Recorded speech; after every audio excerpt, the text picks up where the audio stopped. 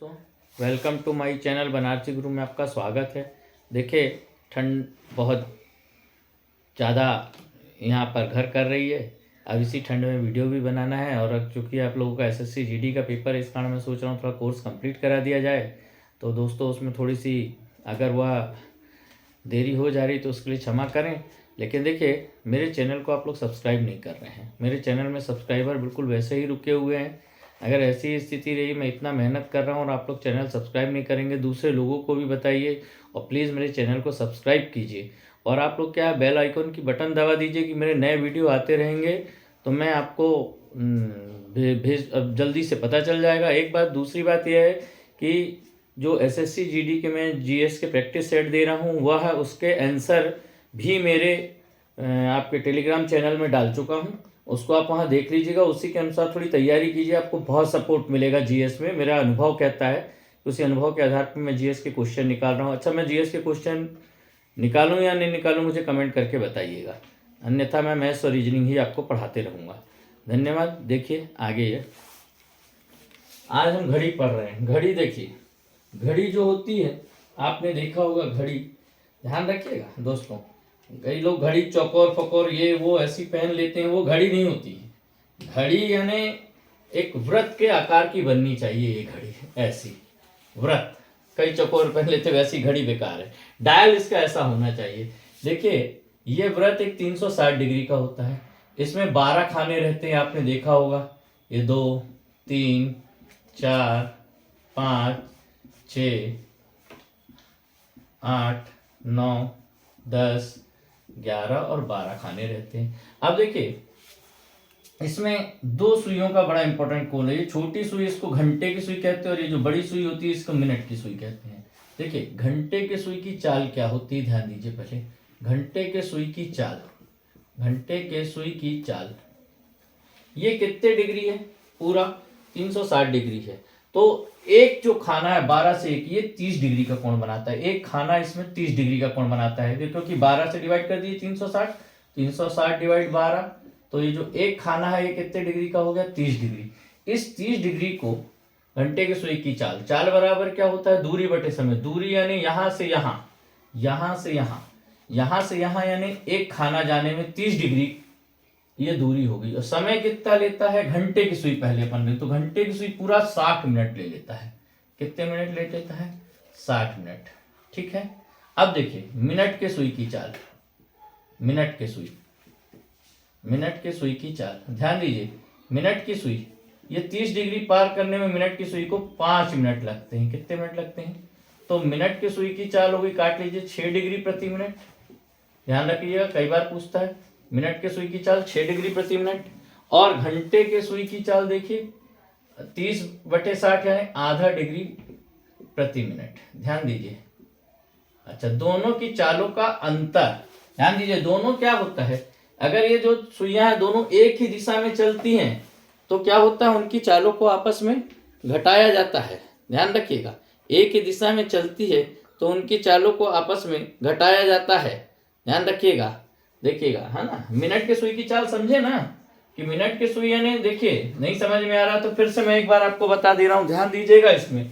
देखिए, मिनट के सुई की चाल कैसी होती है कि जैसे मिनट की सुई 12 से 1 कितने डिग्री है, 30 डिग्री। इस 30 डिग्री को पार करने में मिनट की सुई को, मिनट की सुई को इस 30 डिग्री को पार करने में कितने मिनट लगे, 5 मिनट। तो इसकी चाल हो गई कितनी, 6 डिग्री प्रति मिनट।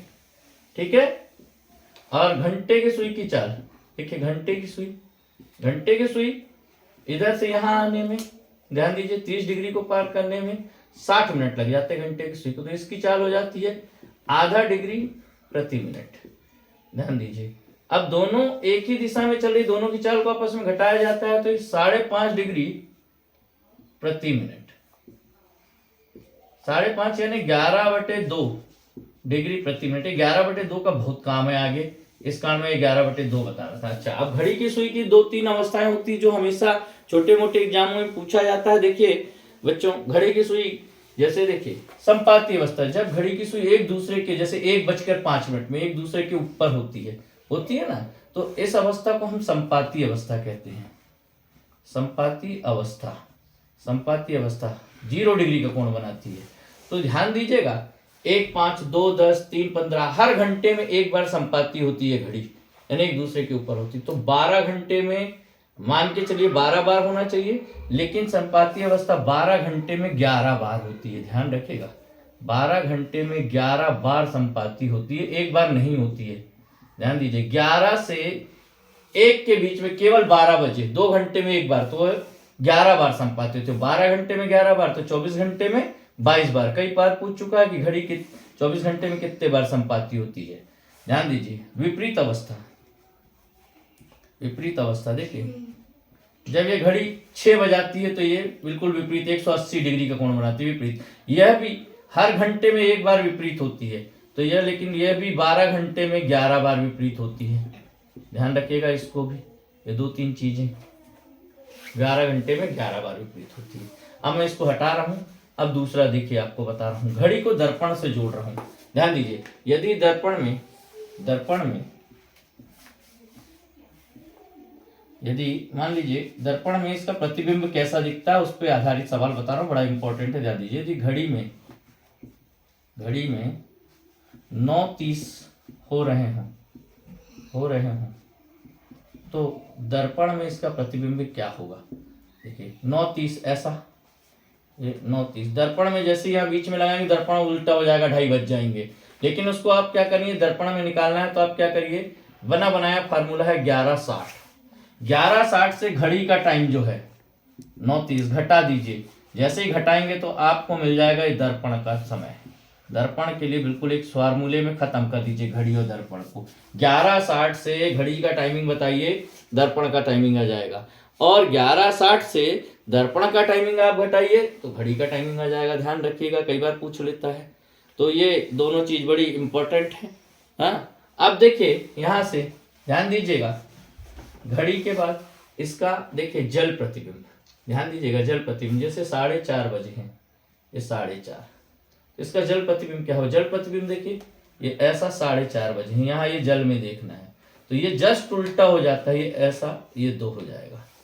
ठीक है, ये जल है, जल में इसका प्रतिबिंब देखते हैं। तो ध्यान रखिएगा घड़ी का प्रतिबिंब जब जल में देखेंगे आप, जैसे ये घड़ी है, यहाँ ये जल है, इसका प्रतिबिंब जैसे ही आप देख रहे हैं तो ये ऐसा बनेगा उल्टा। तो जल प्रतिबिंब के लिए भी आप ज्यादा मत कीजिए, जल प्रतिबिंब भी आता है तो आप इसको 6.5 से घटा दीजिए। जल प्रतिबिंब आता है तो 6.5 से, जल प्रतिबिंब का सूत्र है 6.5, जल प्रतिबिंब 6.5 से घड़ी का टाइम घटाइए, आपको जल प्रतिबिंब, घड़ी का टाइमिंग मान लीजिए 4:30 है तो ये जल प्रतिबिंब में 6.5 में से 4.5 गया तो ये देखिए 2 आया। अच्छा मान लीजिए 7:10 हो रहे हैं, घड़ी में 7:10 हो रहे हैं। अब देखिए 6.5 से 7:10 तो घटाना दिक्कत है ना, तो 6:30 को हम रेलवे के टाइमिंग के अनुसार जब 6 से ऊपर है तो इसको 18:30 मान लीजिए, कीजिए 18:30 से घटा दीजिए, 10 में 18 में 7 गया 11:20, ये जल प्रतिबिंब भी आपका खत्म घड़ी में। अब घड़ी में तीसरी बात जो आती है कोण। जैसे 9:30 हो रहे हैं 9:30 पे, तो घड़ी में कितने डिग्री का कोण बनाएगी घड़ी। तो कोण के लिए हमेशा थीटा बराबर, ध्यान रखिएगा थीटा बराबर हमेशा इसको ध्यान रखिएगा, ठीक है, 30h - 11/2m, ये थीटा निकालने का सूत्र है।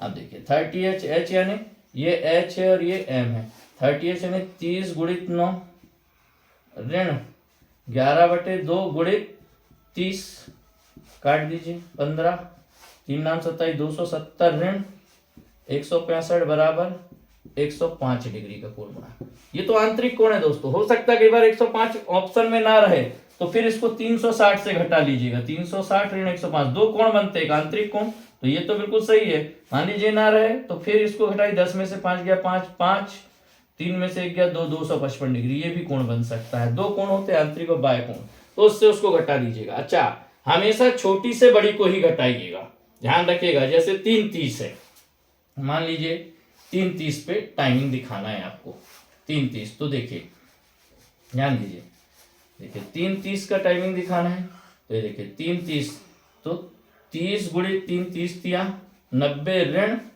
165। अब देखिए ये बड़ा है ये छोटा है, तो 165 से 90 घटा दीजिए, 5 का 5 और 16 में सुनो के साथ 75 डिग्री। और मान लीजिए आंसर में नहीं तो 360 से इसको घटा दीजिए तो आ जाएगा। तो ये आपको घड़ी का क्वेश्चन कैसा लगा, इस पर अपनी राय और कमेंट मुझे दीजिएगा और मेरे चैनल को सब्सक्राइब कीजिए प्लीज़। धन्यवाद।